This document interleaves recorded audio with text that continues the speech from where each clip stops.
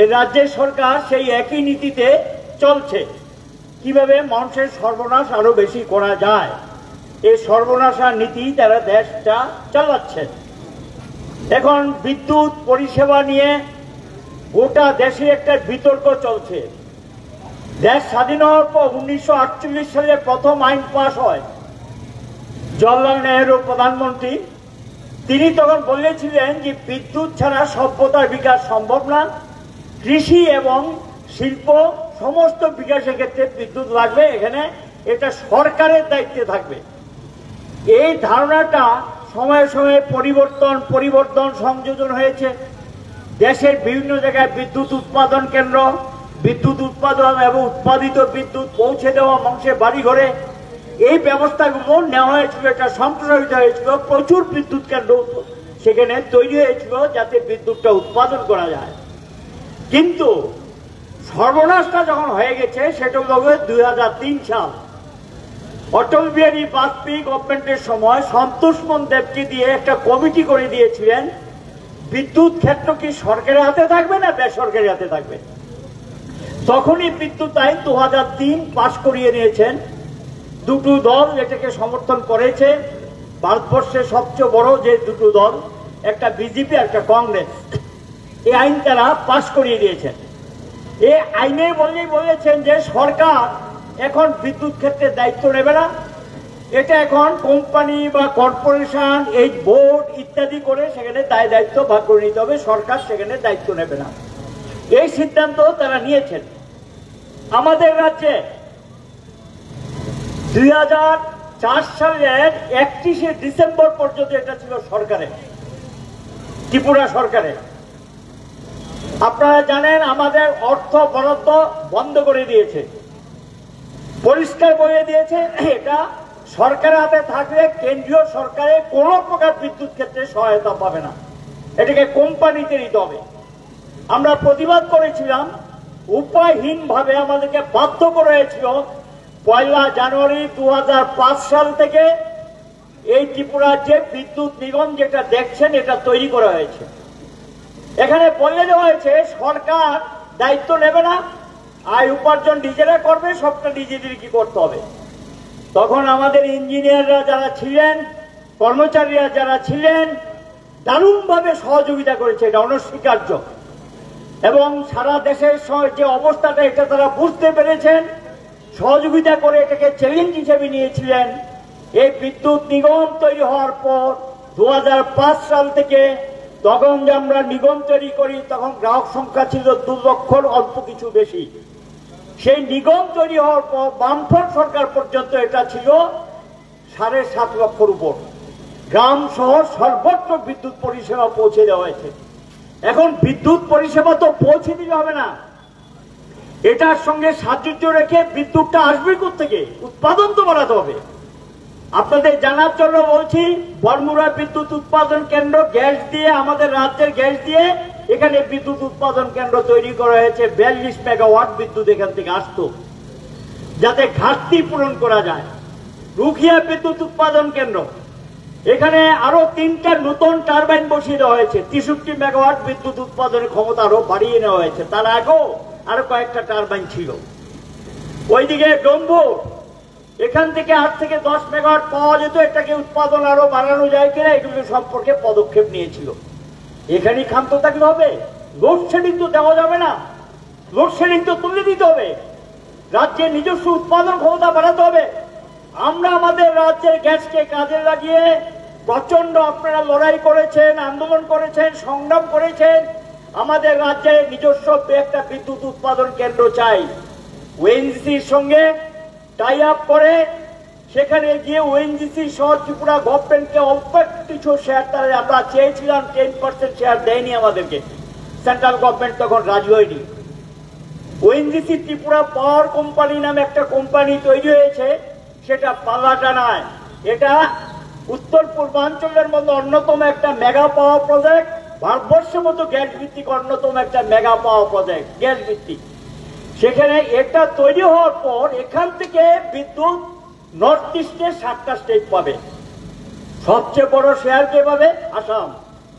Second Tripura জনসংখ্যার আনুপাতিক হারে এখান থেকে 7টা রাজ্য বিদ্যুৎ পায়। আসাম এখান থেকে যদি বিদ্যুৎ না যায় লোডশেডিং মুখ ধুবড়ে পড়বে এই পাল্লাটা না থেকে। আমরা আমাদের শেয়ার পেয়েছি, আমাদের প্রাপ্য সেবার শেয়ার আমরা নিয়েছি। আমরা আমাদের রাজ্যে বিদ্যুতে মানুষের এই চাহিদায় যে লোডশেডিং নিয়ে কথাগুলো বলছেন, এই কথাটা যদি না উঠে মানুষের মুখে উদ্বৃত্ত করার জন্য কেন্দ্রীয় সরকার বলছে তোমরা আর কেন নিচ্ছ?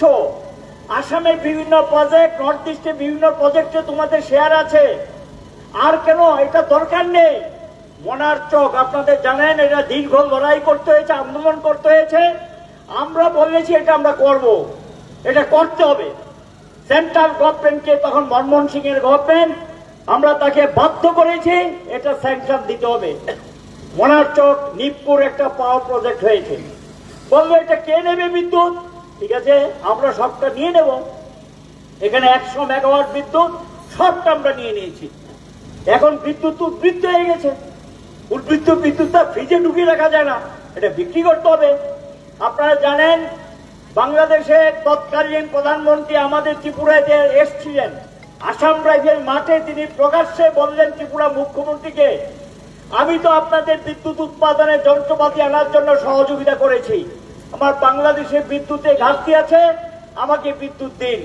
আমাদের মুখ্যমন্ত্রী তখন প্রকাশ্যে বলেছিলেন ভারত সরকারের যদি আপত্তি না থাকে আমরা উদ্বৃত্ত বিদ্যুৎ বাংলাদেশকে দিতে চাই, পরিষ্কার বলে দিয়েছেন। এ নিয়ে অনেক টালবাহানা হয়েছে।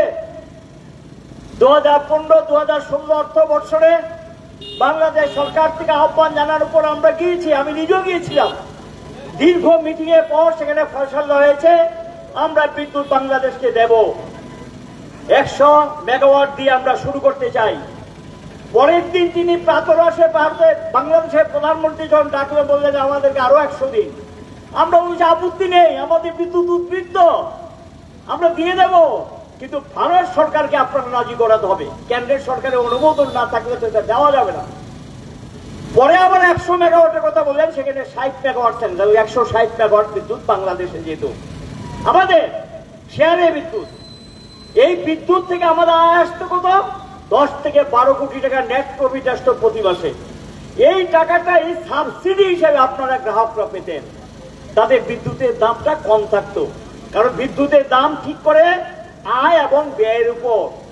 আয় যদি বাড়ানো যায়, ব্যয়টা যদি ঠিক টাকা ধরা যায়, তাহলে একটা সামঞ্জস্য রাখা যায়, কম পয়সা মানুষকে বিদ্যুৎ দেওয়া যায়। এই যে পলিসি, এই যে নীতি, এটা নিয়ে বামফ্রন্ট সরকার কাজ করেছে। সকলের কাছে বিদ্যুৎ পৌঁছে দাও, লোডশেডিং তুলে দাও, এবং মানুষ যাতে বিদ্যুৎ পৌঁছে দিলেই কাজ শেষ হয় না, মানুষ যাতে সস্তায় বিদ্যুৎ ব্যবহার করতে পারে সেটা নিশ্চিত করো। এই যে নীতি, বামফ্রন্টের নীতি, এই নীতিতে আমরা কাজ করেছি, সস্তায় মানুষকে বিদ্যুৎ দিয়েছি। এভারেজ কস্ট কত ছিল?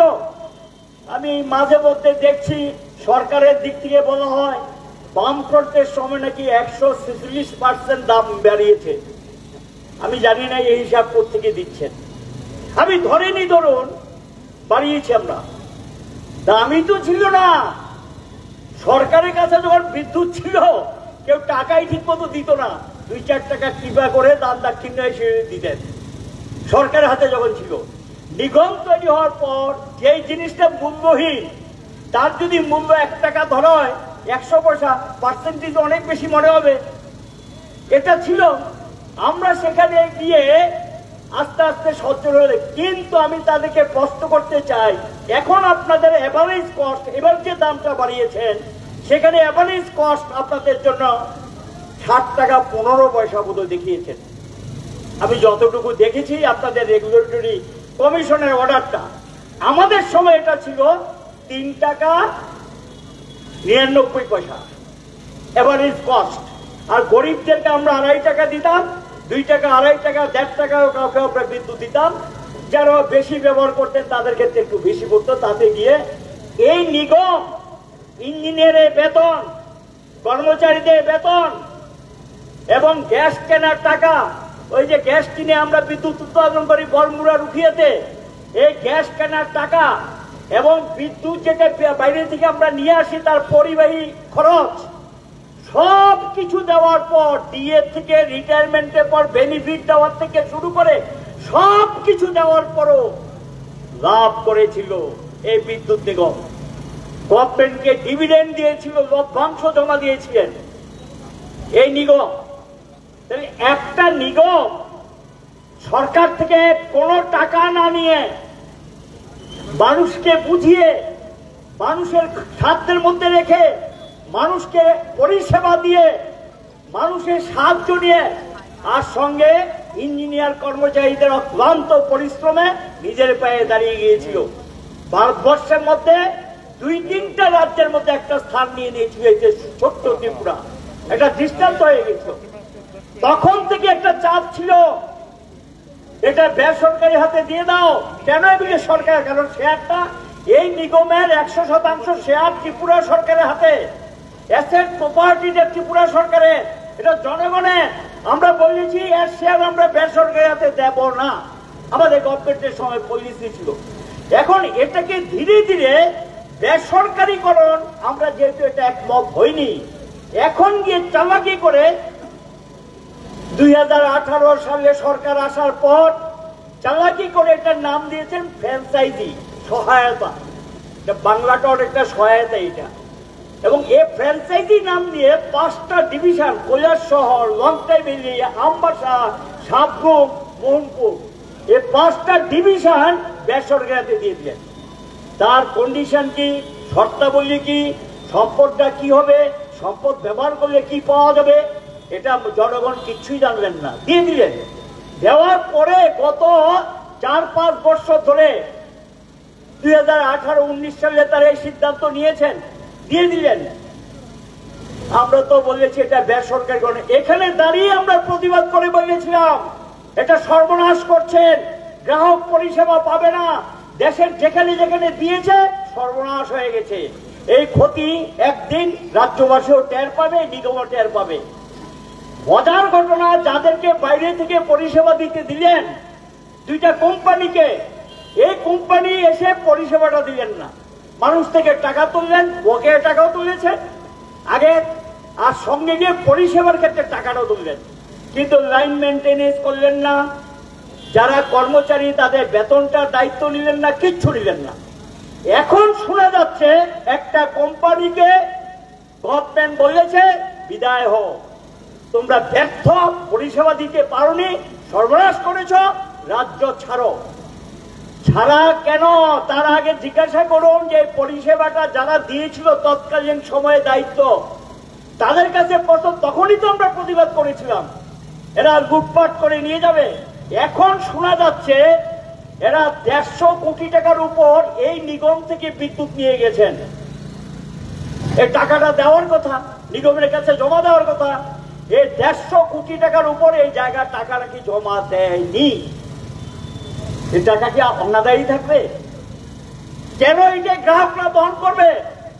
এই টাকাটা কিন্তু এই যে এটা কিন্তু ঢুকবে, কিন্তু যেহেতু নিগম থেকে বিদ্যুৎটা নিয়ে গেছেন, টাকাটা আদায় করতে পারেনি, এটা কিন্তু অনাদায়ী থাকবে। এই অনাদায়ী টাকাটার দায় ভাগ বহন করতে হবে ত্রিপুরা রাজ্যের 9 লক্ষ গ্রাহককে। কারণ নিগমের 1 কাপ চাও যদি খায় তার পয়সা কিন্তু গ্রাহককে বহন করতে হয়, এটা নিয়ম। স্বাভাবিক কারণে অপরাধ করলেন আপনারা, ভুল করলেন আপনারা, অন্যায় করলেন আপনারা, তাদের বিরুদ্ধে ব্যবস্থা নিলেন না।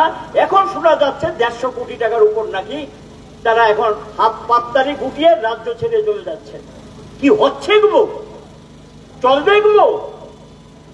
তখনই তো আমরা বলেছিলাম এটা ভুল সিদ্ধান্ত, দেশের বিভিন্ন জায়গায় দিয়েছে, ফেল করেছে, আবার সরকার সেখানে এটা দায়িত্ব নিতে হয়েছে। কেন এটা করলেন? এই জনগণের কাছে এই কৈফিয়ত দিতে হবে। 2018-19 সালে আপনারা এটা দিয়ে দিয়েছেন, এ তো ভুল সিদ্ধান্ত আপনাদের। এখন যে আরেকটা রয়ে গেছে কৈলাসহরে, এটাও বোধহয় সম্ভবত 5 তারিখ উঠিয়ে চলে যাবে। প্রশ্নটা হলো তাহলে যেই টাকাটা মানুষ থেকে তুলেছেন এই টাকাটাকে ফেরত দিন, তাদের বিরুদ্ধে ব্যবস্থা নিন। কেন তাদেরকে ছাড়া হবে? গ্রাহক যদি বিদ্যুতে বিল না দেয় তার বাড়ির লাইন কেটে দেওয়া হয়, তার বিরুদ্ধে আইনি ব্যবস্থা নিতে পারেন। তবে এদের বিরুদ্ধে এখন আইনি ব্যবস্থা নেওয়া উচিত, এইভাবে তাদেরকে ছেড়ে দেওয়া উচিত না। এই পরিস্থিতির মধ্যে বাংলাদেশে যে বিদ্যুৎ দিতেন এখন আমরা শুনতে পাচ্ছি 70 থেকে 80 মেগাওয়াট, কখনো 90 মেগাওয়াট যায়। তাহলে বাকিটা কেন যাচ্ছে না? তাদের কাছে কি টাকা অনাদায়ী থাকলে আদায় করুন। আমাদের সময় তো সেটা অনাদায়ী ছিল না, আমরা পেয়ে যেতাম। তাহলে কি কারণে এগুলো আপনাদেরকে খুঁজে বের করতে হবে। এর দায় কেন ত্রিপুরার গ্রাহকরা ভোগ করবেন? এখান থেকে যে আয়টা আসতো, আয়টা যদি না আসে, এটা লস চলবে, এই দায়ভাগটা কিন্তু গ্রাহকের উপর গিয়ে পড়বে। এটাই কিন্তু বিদ্যুতের দাম নির্ধারণ করা ফর্মুলা। এবং স্বাভাবিক কারণে এই সমস্ত জায়গায় ক্ষতিটা বাড়লো। আর আপনাদের উপরতলায় সাংঘাতিক ব্যাপার সেবার চলছে, এখানে ক্ষতি বাড়ছে। এবং এই ক্ষতির ফলশ্রুতিতে আপনারা বলছেন কিছু না, সামান্য একটু দাম বাড়িয়েছে। আমার প্রশ্ন রব, 2018 সালে মার্চ পর্যন্ত একজন গ্রাহক কত টাকা বিল দিতেন, এখন কত টাকা দেয়? পার্সেন্টেজের হিসাবটা পড়ে যান। একটা গ্রাহককে যদি জিজ্ঞাসা করেন 18 সালে মার্চে যে টাকাটা দিতাম, এখন যে বিলটা দিই প্রায় ডাবল। আপনারা বলছেন 14 পয়সা বেড়েছে, অল্প 14%, 2 দফায়, একবার 7 আর বা 7.15। তাহলে বিলের সঙ্গে তো এটা সাযুজ্যপূর্ণ না। তাহলে কায়দাটা কি? কায়দাটা হলো ফিক্সড চার্জটাকে বাড়িয়ে দিয়েছে। একটা ফিক্সড চার্জ থাকে, এটা গ্রাহককে দিতে হয়, এই ফিক্সড চার্জটাকে বাড়িয়ে দিয়েছে। আর কায়দাটা হলো কি? স্ল্যাবগুলো, স্ল্যাব আপনি কম ব্যবহার করলে এক স্ল্যাব, পরে বেশি ব্যবহার করলে আরেকটা স্ল্যাব। স্ল্যাবের মধ্যে অনেক কিছু কারুকার্য করছেন আপনারা, এগুলো আমাদেরকে বুঝাতে পারবেন না। বসুন, আমি এখানে নিগমের অফিসার যারা আছেন আমি তাদেরকে বলবো, মন্ত্রী তো পরে, মন্ত্রী তো হিসাব রক্ষক না, দায়িত্ব আপনাদের। আপনারা যদি সৎ সাহস থাকে ডাকুন, আমি বসতে রাজি আছি। আমার সঙ্গে যারা আছে এগুলি নিয়ে বুঝেন, জানেন, এরও আসবে, আমাদেরকে হিসাবটা বুঝিয়ে দিন যে কেন এটা পারবে। বাড়ার তো কোনো দরকার নেই। আপনারা বিল করছেন, কোথায় সর্বনাশ হচ্ছে আসল জায়গায় ধরুন। টোটাল যে বিদ্যুৎ যে গ্রাহক আপনারা বলছেন প্রায় 9 লাখ, মানলাম 9 লাখ, তাহলে এই 9 লক্ষ গ্রাহকের কাছে মাসে 9 লক্ষ বিল দেওয়ার কথা। বিল যাচ্ছে কত পার্সেন্ট? ম্যাক্সিমাম 40 থেকে 50%, আর বাকিটা বিলই হয় না। তাহলে এই 40 থেকে 50% লোক বিল পাচ্ছে, তাও আবার সবাই দেয় কিনা আমার জানা নেই যারা বিল পায়।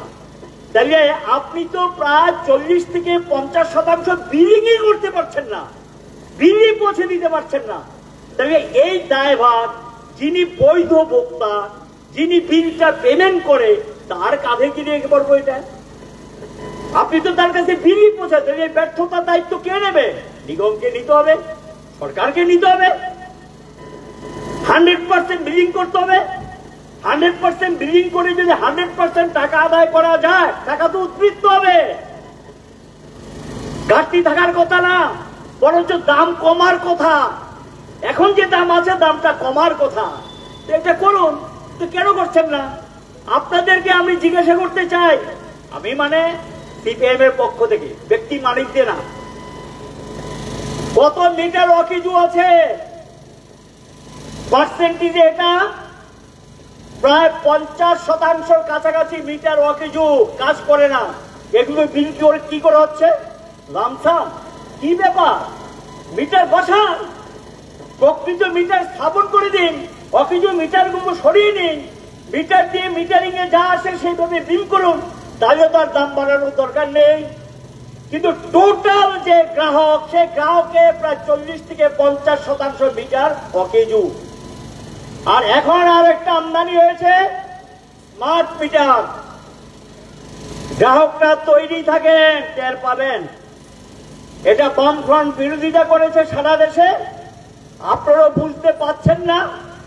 এটা দেখবেন, অনেক কিছু দেখবেন।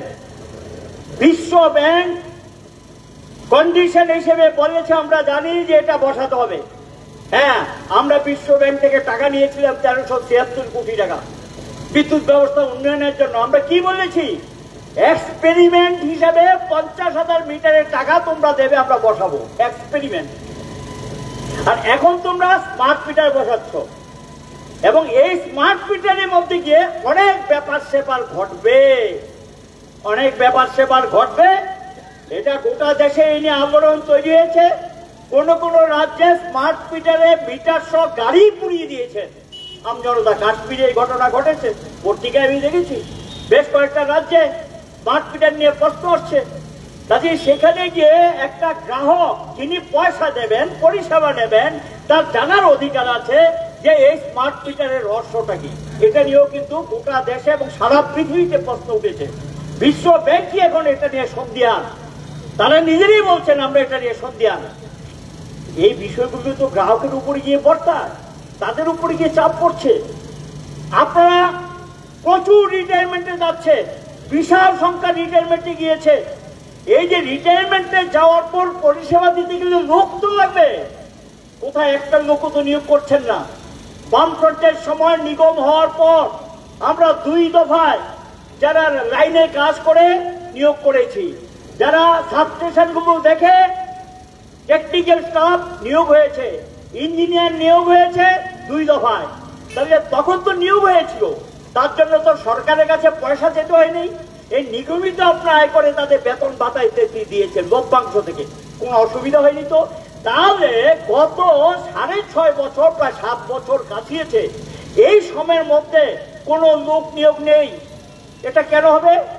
কিন্তু ইঞ্জিনিয়ারদের দোষ দিয়ে লাভ নেই, কারণ পরিষেবাটা যখন এক্সপার্ট হয়, পরিষেবা দিতে গেলে লোক তো লাগবে, প্রকৌশলী লাগবে, লাইন স্টাফ লাগবে, নেই। সব চুক্তিবদ্ধ কথা, চুক্তিবদ্ধ কথা, চুক্তিবদ্ধ কথা, সব চুক্তিবদ্ধ কথা দিয়ে চালিয়ে দিচ্ছেন। এই চুক্তিবদ্ধ প্রথায় দেশটা চলছে। সারা দেশের অবস্থাটা কি? অফিস কাছারিগুলো অবস্থা কি?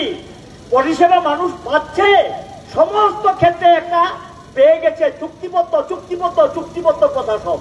কাজে এই চুক্তিবদ্ধ কথার বিরুদ্ধে দেশব্যাপী আন্দোলন গড়ে তুলতে হবে। এটা কি? এটা একটা ফাঁকি। একই কাজ করে একজন পাবে মাসে 80,000 টাকা বা 40,000 টাকা যদি গ্রুপ ডি ক্যাটাগরি হয়, আর সেম কাজ করে আরেকজন পাবে 6,000, 6,500, 7,000, 8,000, সর্বোচ্চ 10,000। এ তো মানুষকে ঠকাচ্ছে, সর্বনাশ করছে। এই চুক্তিবদ্ধ প্রথায় যেটা শুরু করেছেন, কন্ট্রাক্ট দিয়ে দিয়ে ঠিকাদারের হাতে তুলে দেওয়া, এটার বিরুদ্ধে আমাদের রুখে দাঁড়াতে হবে, তাছাড়া কোনো পথ খোলা নেই। কেন বরমুড়া প্রজেক্ট বন্ধ? কেন রুখিয়া প্রজেক্ট বন্ধ? জানে ত্রিপুরার মানুষ এগুলো কেন বন্ধ হয়ে গেল? তো বামের সময় তৈরি করা, কেন এগুলিকে রক্ষা করতে পারলেন না? তখনই তো সিদ্ধান্ত ছিল বরমুড়া রুখিয়া বিদ্যুৎ উৎপাদন বাড়ানো হবে, আজও কেন সেই কাজটা হাতে নেওয়া হয়নি? ডম্বুরি উৎপাদন বাড়ানো হবে, আজও কেন সেই কাজটা হাতে নেওয়া হয়নি? কি হচ্ছে? এগুলো চলবে। ভবিষ্যৎ দিনে ত্রিপুরা রাজ্যের একটা বিপদ ঘনিয়ে আসবে। সরকারের নিজস্ব উৎপাদন ব্যবস্থা যদি না থাকে, বা নিগমের নিজস্ব উৎপাদন ব্যবস্থা যদি না থাকে, পরের উপর নির্ভরশীল থেকে বেশি দিন চলা যায় না, এইভাবে চলতে পারে না। এবং এভাবে মানুষকে একটা বিপদের দিকে ঠেলে দিচ্ছে। আস্তে আস্তে করে এই নিগমেরও সর্বনাশ হচ্ছে। আমরা তো যতটুকু জানি, আপনাদের এখন দেনার পরিমাণ, আপনাদের যে রেগুলেটরি কমিশনের কাছে হিসাব দিয়েছেন, যদিও একটা অস্পষ্টতা আছে অনেক জায়গায়, এখান থেকে যতটুকু উদ্ধার করতে পেরেছি, আমার মনে হয় 900 কোটি টাকার উপর আপনাদের এখন দেনার পরিমাণ। কি ব্যাপার?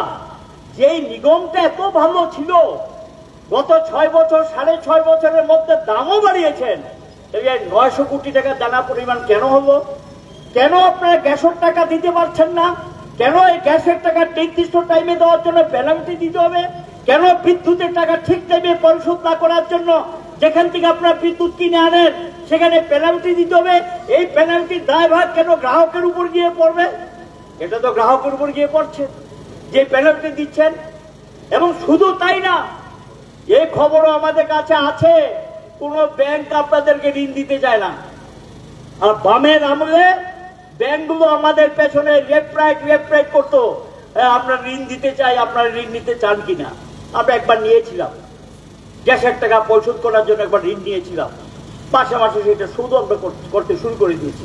এখন তো আমি যা শুনছি, ব্যাংকগুলো আপনাদের নাম শুনলে ভয় পায়, ঋণ দিতে চায় না, কারণ এই ঋণ আদায় হবে কিনা তাদের মধ্যে সন্দেহ তৈরি হয়েছে। যেহেতু ব্যালেন্স শিটে বিরাট লস চলছে। লগ্নিকারক সংস্থা দেখবে আপনার ব্যালেন্স শিটের অবস্থা কি, আপনাদের ব্যালেন্স শিটের অবস্থা খুবই খারাপ। তাহলে কি করছেন আপনারা? ইঞ্জিনিয়ারদের ভবিষ্যৎকে শেষ করে দিচ্ছেন এবং কর্মচারীদের ভবিষ্যৎকে শেষ করছেন। রাজ্যবাসীর যে অবস্থাটা সেটার মধ্যে একটা প্রশ্ন তৈরি করছেন। এটা করা উচিত না। আমরা সরকারকে বলবো যে রাজ্যের অবস্থাটা চিন্তা করে এখানে দ্রুততার সঙ্গে পদক্ষেপ গ্রহণ করুন এবং মানুষের সমস্যাগুলো বোঝার চেষ্টা করুন। আজকে এখানে প্রশ্ন আসে যায়, হ্যাঁ ঠিক আছে, এটা অস্বীকার করি না, টেকনিক্যাল লস। আসলে কি দামটা তো বেড়েছে, এটিসি লস। এটা আপনাদের কাছে ব্যাখ্যা দিতে গেলে আমার সময় লাগবে, কিন্তু যারা আমার কথা শুনতে পাচ্ছেন আমি তাদের উদ্দেশ্যে বলছি, এটিসি লস আপনারা কি, এটা কি শুভঙ্করের ফাঁকি? আপনারা এবার এটা কিন্তু সাবমিট করা উচিত ছিল, কিন্তু আমি দেখলাম রেগুলেটরি কমিশনের অর্ডারের মধ্যে 21-22 পর 22-23টা সম্ভবত আছে, না জানি 21-22 পর্যন্ত আছে, তারপরে নেই। আসলে কি এটিসি লস? এটিসি লস মানে কমার্শিয়াল আর টেকনিক্যাল লস, এবং টেকনিক্যাল লস বিরাট পরিমাণ টেকনিক্যাল লস। এবং এই টেকনিক্যাল লসের মূল কারণকে গ্রাহক মোটেই না। টেকনিক্যাল লসের মূল কারণ হলো উন্নত পরিষেবা দিতে গেলে সিস্টেমটাকে ইমপ্রুভ করতে হবে। বামফ্রন্ট সরকারের সময় সিস্টেম ইমপ্রুভ করার জন্য প্রচুর লোক নিয়ে এসছে, আপনারাও আনছেন। আপনাদের সময় এডিবির টাকা আসছে, বিশাল পরিমাণ টাকা, কাজে লাগান। এই টেকনিক্যাল লসটাকে কমান, নতুবা একদিন গ্রাহকদের না বিশ্বাস উঠে যাবে।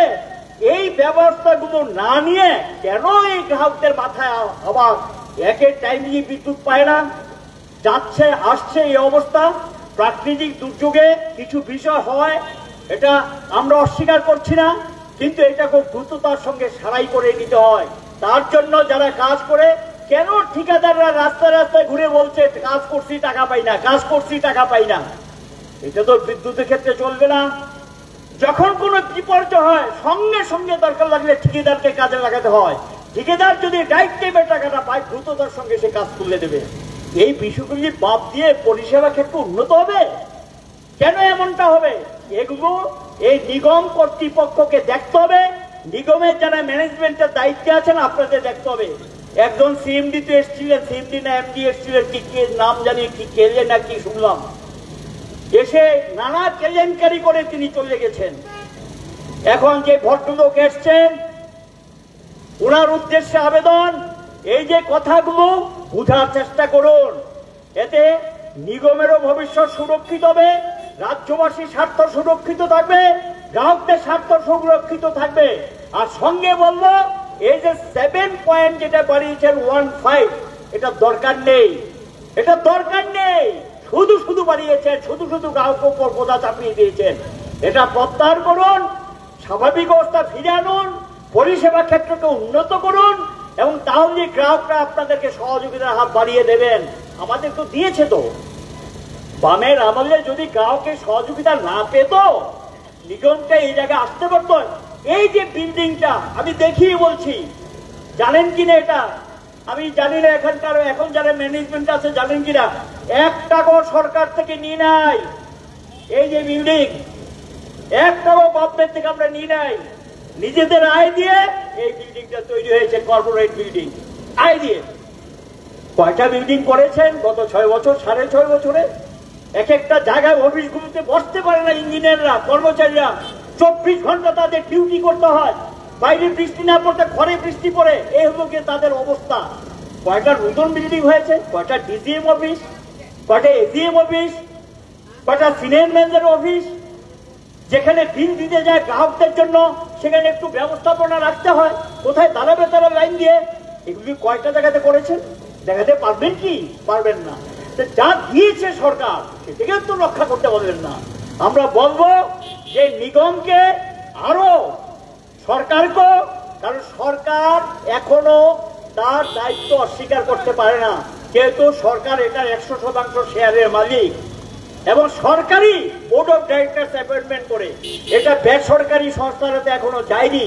এতে স্বাভাবিক কারণে আপনাদের সরকারের দায়িত্ব হলো বোর্ড অফ ডাইরেক্টরসকে আরো বেশি অ্যাক্টিভ করা, সক্রিয় করা, সমস্যাগুলো সমাধান করা, দায়িত্ব নিয়ে এগিয়ে আসা, বর্ধিত মাসুল প্রত্যাহার করা, জনগণের উপর যে চাপ দিয়েছেন এটা বন্ধ করা, আর পরিষেবার মানকে উন্নত করা এবং মানুষ যাতে 24 ঘন্টা বিদ্যুৎ পায় এটাকে নিশ্চিত করুন। এটাই চায় মানুষ, এটাই রাজ্যের মানুষের দাবি। কাজে দাবিগুলো নিয়ে আপনাদের কাছে এটা জানান দেওয়া হয়েছে এবং এখানে প্রতিনিধিদেরকে ডাকেননি তারা, স্বাভাবিক কালে যাওয়ার কোনো প্রশ্ন নেই। এদের দায়িত্ব ছিল যে এই যে লোকগুলি এসছে তাদের বক্তব্যটাকে একটু শুনি না, শোনার ইচ্ছেও নেই। এটা কি মনের ভিতর যদি দুর্বলতা থাকে শুনবে কি করে, জবাব দেবে কি করে? জবাবদার কিছু আছে? আমি জানি না কোনো প্রতিনিধি দলকে ডেকেছে কিনা, ডাকেননি। এখানে যারা বিক্ষোভ দেখাতে এসছে এখানে তো দল বেঁধে গেলে যাবে না, 5 থেকে 6 জন প্রতিনিধি গিয়ে কথাটা শুনতে পারতেন তারা কি বলতে এসছে, একটু শুনি না। শুনতেও চায় না। কারণ শুনতে চায় না কেন? দুর্বলতা, মানসিক দুর্বলতা। জবাব দেবে কি, এই কারণে শুনতে চায় না। যাই হোক, আমরা জানান দিয়ে গেলাম। মানুষের একটা সহ্যের সীমা আছে, মানুষ এগুলো নানা জায়গায় প্রতিবাদ করছেন, কিন্তু ওই জিনিসটার সমর্থন করি না। প্রতিবাদ করতে গিয়ে কোনো ইঞ্জিনিয়ার বা কর্মচারী গায়ে আঘাত করুক বা ভাঙচুর করুক, এটা আমরা সমর্থন করি না। আমাদের দল একটা দায়িত্বশীল দল, আমরা সরকারি নীতির বিরুদ্ধে লড়াই করি। কাজে আমরা চাইছি সম্পূর্ণ সহযোগিতা করব, দামটা কমান, পরিষেবার মানটাকে উন্নত করুন। এই প্রস্তাবটা নিয়ে এখানে আসা হয়েছে। এই প্রস্তাবের প্রতি যদি আপনাদের কোনো সম্মান থাকে এটাকে সম্মান দিয়ে করার চেষ্টা করুন। আর যদি আলোচনা করতে চান পরেও ডাকতে পারেন, ডাকলে সেখানে আলোচনা হতে পারে, কোনো আপত্তি নেই। আপত্তি নেই। আপনাদের যদি কোনো যুক্তি থাকে আমরা শুনতে রাজি আছি। কেন বাড়িয়েছেন, যদি যুক্তি থাকে নিশ্চয়ই মেনে নেব। যুক্তির বিরোধিতা আমরা করি না, এটা কমিউনিস্টরা করে না। কমিউনিস্টরা যুক্তিবাদী, কমিউনিস্টরা যুক্তি মেনে নেয়, কিন্তু অযুক্তির কাছে কমিউনিস্টরা আত্মসমর্পণ করে না। কাজে আমরা মনে করি যে বাড়িয়েছেন এটা কোনো যুক্তি নেই, এই কারণে বিরোধিতা করার জন্য এখানে আমরা এসেছি। আমরা দৃঢ় কণ্ঠে বলবো প্রত্যাহার করুন। এই কথাগুলো বলে উপস্থিত সকলকে ধন্যবাদ জানিয়ে আমার বক্তব্য শেষ করলাম।